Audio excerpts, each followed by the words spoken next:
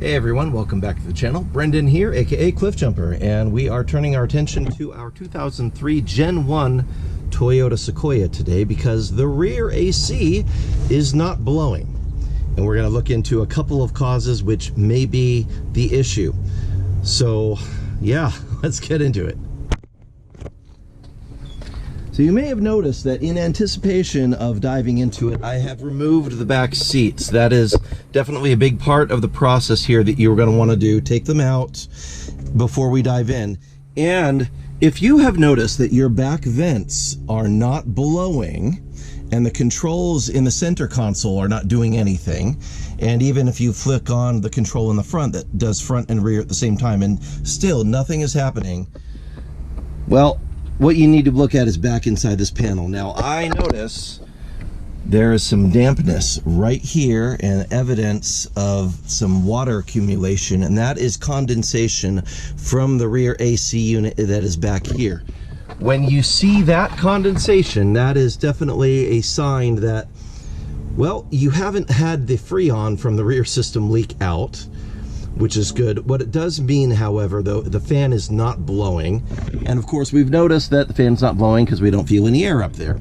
So when the fan's not blowing, you're gonna get condensation on the rear coil, and it's gonna leak down in here, and you're gonna get it into your carpet, and we're gonna need to pull the carpet up to let the carpet and the mat underneath dry out. So that will be doing that while we pull all the rest of this stuff out. This panel just pulls off. And I'm going to use both my hands to do it. You can use a pry tool as well, but this will pop off. Ultimately, we're going to need to take off these screws here. These need to come off, and there's a couple more screws along the way. There's one under that cover there. Up there, that clip is going to need to come off, and that will allow us access to pull. This entire thing has to come up and out of the way in order for us to access what we need to access down in here. So let's do that.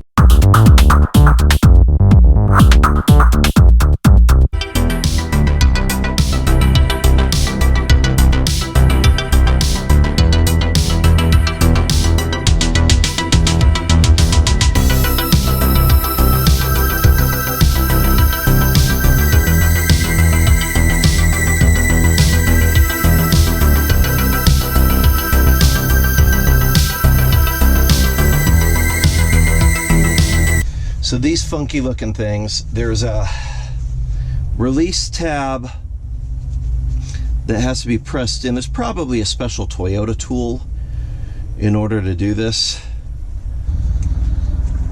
All right, well, those are off.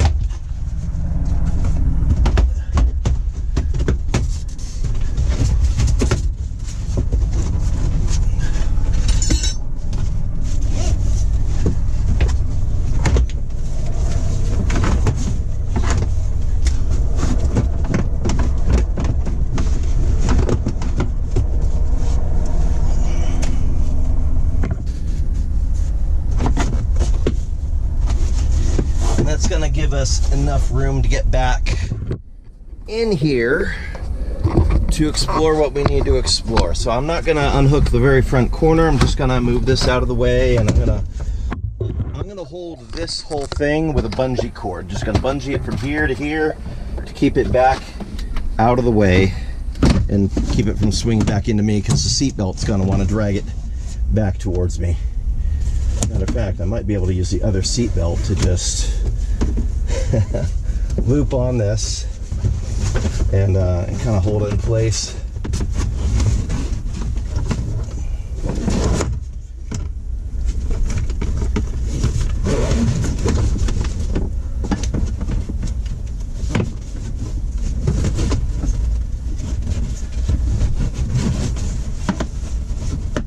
There we go.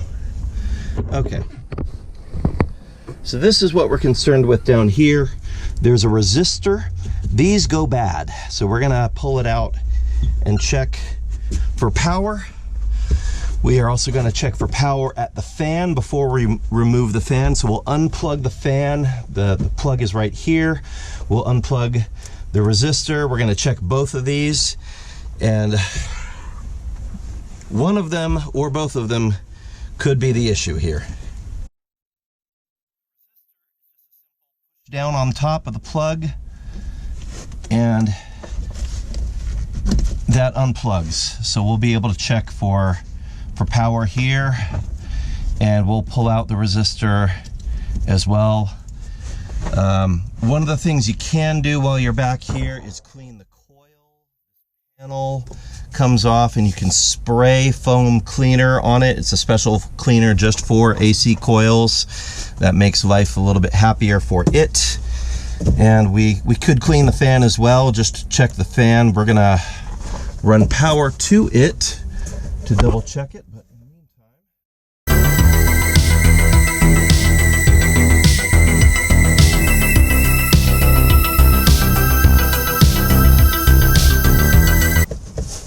and this ducting work has some of those same.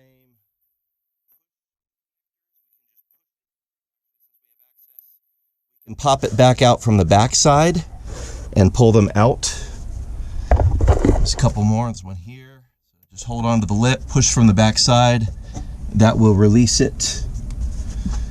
This one we cannot get to the back side, so we'll actually push it through and then remove it. But that'll give us, actually just removing the two gives us enough room to get in here where we need to get in. We don't absolutely have to get that third one, but I'm gonna get it out of the way just to be sure. But wait!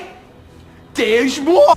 One of the things that I am really liking about our age of technology is rescue tools are becoming far more affordable and easier to use. I've tested quite a few of these on our channel, and I'm happy to show you another one that I'm very happy with. This is the, I'll say it's LIFMOCER. Not sure how to pronounce this, but you know, as with many companies that currently sell on Amazon, they've got some interesting names. Be that as it may, the product itself is pretty good. So first of all, this jump pack comes in a carrying case, which I like because you can put it in your trunk and it's all contained. Now, as you would typically find, it's got a main portion which is fairly lightweight. It's rated at 3,000 amps. When I first started trying these things, I didn't believe they actually worked. Like a little tiny thing would do the work of the big jump pack that I used to have to lug around. But these are great. How it works is this is the actual part that you would plug into the car. Now this one actually has a dust cover to protect the connector, which is a nice feature I have not seen on a lot of them. But there is a spot where you plug this in, usually right here on the very end. Here we go. So right here, you're gonna plug this connection in. There's only one way you can plug it in because of the way it's shaped. Turn it on, and it's going to tell you how much battery rating you have in here. Now when we go over to the car, what I'm going to do is connect the proper side to the proper side. So we're going to have the positive first and then the negative, and it's going to give me a little green light telling me it is ready to jump. So we've got our indicator light. It is ready to go, so all we have to do is hit the key and we are off to the races. So let's give it a whirl here.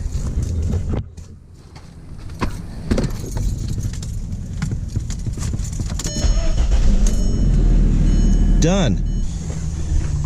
And as soon as you start it, it's going to automatically turn off. So that's a pretty nice safety feature so that you don't backload it, you don't blow up your charger itself. So great feature.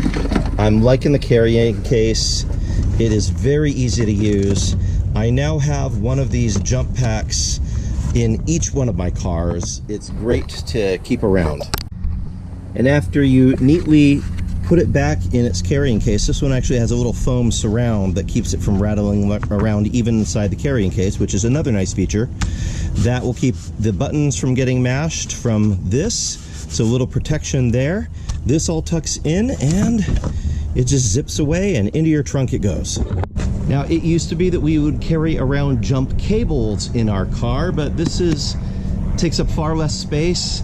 And this is way more convenient because when you go rescue someone, like I've had to a few times, I don't have to move my car into a dangerous area. If they're stuck somewhere where there's traffic and there's not a great parking spot, I can get right up to where they are at with this pack and address them on the spot without having to move my car, put my car at risk, or even just inconvenience of trying to get my car lined up with another car so that the cables stretch between them. So, as always, I'm going to leave a link in the description where you can find this. I believe they're giving us a discount code as well for all of our viewers. So, if you haven't treated yourself to a jump pack to keep for emergencies, not only for yourself, but for your friends and family, good thing to do. Let's get back to working on the car.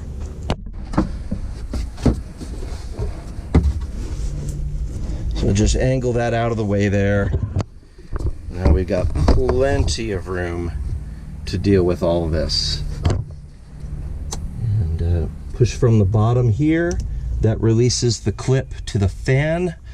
We're going to use a multimeter and check the fan for current and make sure that it's getting power. If we have power going to the fan, then we know the fan is bad.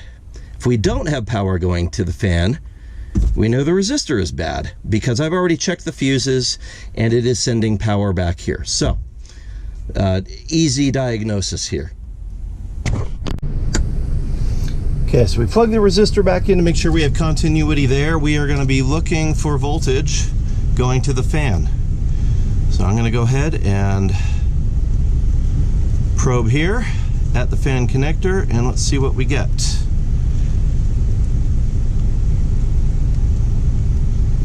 And we do have full voltage going to the fan, which tells us fan is bad. So let's go ahead and pull out the fan, see if we can clean it and restore function to it. Or if it's just done, we just buy a new fan and plug it in and we're off to the races. One thing I would like to check though is I'm going to check the resistor values, make sure that the resistor is actually working.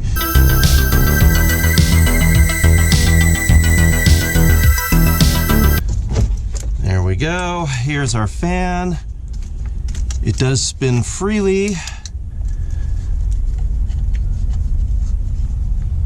but of course when I plug it in,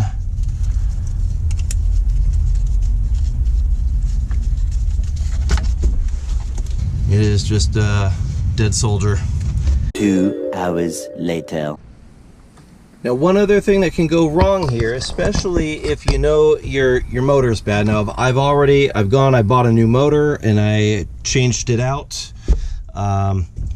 So we got a brand new motor. It tests good. However, the resistor pack is bad. Let me show you how to test it. Now, it has 2 screws that hold it in. It stays right here in place in the Toyota Sequoia. 2 Phillips head screws and it comes out. And what we're going to do is we are going to test with a multimeter for resistance on these. It should have resistance between these poles. And when we set it to resistance on here and we check it on this, I'm seeing that it is overload or out of limits, out of limits between each of these posts. None of them have connectivity at all, which means this thing has completely failed. So bad blower motor, resistor. We're going to replace this and we should be good to go. Unfortunately, nobody has one in stock today, so I'm going to have to wait for one to show up tomorrow, but plug and play, it'll go right there. We'll plug it in and we should have full functionality of our system here. Alright, so here we are at day 2. I'm working at night because I just need to get this done. But we have the replacement resistor, and just to show you the difference, I'm going to check the resistance on this so you can see that what a good one looks like. So taking my wires here, or my leads, and if I probe, I'm going to actually see, hey, look, there's resistance. There's 11,000 ohms resistance between those poles. There's 34,000 resistance between those. There's 38. So this is a good resistor. It's actually ready to go in. So we've definitely determined that this was our issue. The old one had 0 resistance. Here, let me pull out the old one just for comparison's sake. Checking the poles on this one, and we've got out of limits, out of limits, out of limits. So this one's done. This goes in and we should have working AC.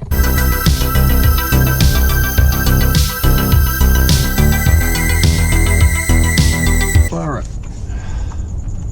plugged it in. Now I will go turn on the car and we should have working AC. Let's give it a whirl.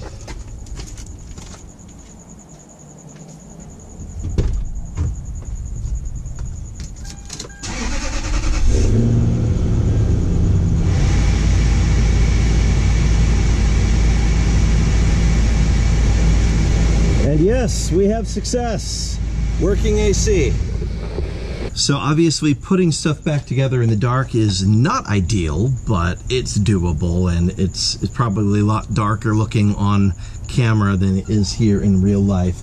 But now that we've worked our way through to find out that it was the resistor pack that was bad, I did replace the fan motor also, and here is why. When I was turning the old fan motor, it had a lot of resistance to it. So I measured out the resistance values on the fan between the positive and the negative, and measured it on a replacement fan. The old fan had twice as much resistance as the new one. So that tells me that that probably contributed to the fan resistor dying. So I did both the fan resistor and the fan itself, and now everything is working as it should be, and we shouldn't have any more icing up on the condenser, which is what causes these wonderful, if you see like a bunch of water there accumulating on the carpet, what happens is if you don't have enough airflow through the coil over the condenser there, it'll turn to ice. There'll be a condensation on it, it'll freeze up, it'll turn into a block of ice, and when that ice melts, it gets into your carpet, and that can cause mold and all sorts of funky stuff you don't want. So if you're seeing that, then your fan's probably not blowing as much as it should. Airflow has been restricted. It could be dirt in the coil itself that also causes airflow restrictions. But if the fans aren't blowing, then this is your number one culprit right here, is this fan resistor. So hope that helped you out. I'll go ahead and pop this back together. I did notice there was another video that had to do with somebody showing how to do this procedure on a Lexus, I think a GX470. It's not the same on this. It comes apart completely differently. Everything is oriented completely differently, even though it uses a lot of the same component parts, like the same fan motor, the same resistor motor, same resistor pack. And diagnosing is the same, but taking it apart is very different. So I hope this helps you out if you've got a Gen 1 Sequoia and your rear AC is not blowing. Give you a little bit of encouragement and hope that you can diagnose this yourself. All you need is a multimeter, and you don't need a super fancy expensive one like this either. Just one of those $10, $15 ones off of Amazon or Harbor Freight Tools. As long as it can measure resistance and voltage, it'll get you where you need to go on this. And there we are, all back together, as good looking as a 24-year-old, whatever, let's see, 2003, 22-year-old Toyota can look. But it's all back together, it all works. We've got nice, strong air blowing out of the vents, so mischief managed. And I know that putting it together in the dark is not ideal. It's what I did last night, but it only took about 5 minutes to reassemble everything. You know, we just had a variety of the screws that go in place, right? There were some clips like these ones. You snap it in, push the center, and it locks. These just push in and lock in place. This goes back, just snaps in. That tab snaps in, the cover snaps in. I need a cover here, I'm missing one. I might have to go look for one of those. Yeah, I mean, it all just pops back into place, so yay. Hopefully this will be helpful for you. If it was helpful, please give us a little like, maybe subscribe to the channel. I do a lot of work on the Sequoia, in addition to work on a lot of other vehicles as well. So hope to see you again.